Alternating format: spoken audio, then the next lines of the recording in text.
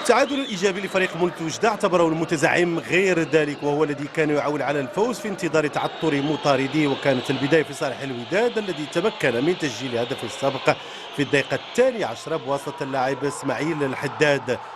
نتيجة تمكن فريق الوداد من الحفاظ عليها، ولم يتمكن المحليون من تعديل النتيجة إلا في الدقيقة 59 عندما أعلن الحكم عن ضربة جزاء لصالحهم. سجل اللاعب عصام البودالي ليصبح فريق مولد في المركز الخامس مؤقتا ب 15 نقطة، فيما فريق الوداد دائما في الزعامة 24 نقطة. اليوم اللاعبين تاعنا نشكروهم واظهروا يعني امكانيات في اللعب جيده. نتمنوا ان شاء الله هذا الديناميكيه تبقى في المولوديه. جينا باش نحققوا واحد النتيجه ايجابيه، كنا ربي ما ييسرش نقطه يعني ماشي ايجابيه لينا، ولكن غادي نحاول باش نجروا ان شاء الله في المقابلات الجايه ان شاء الله.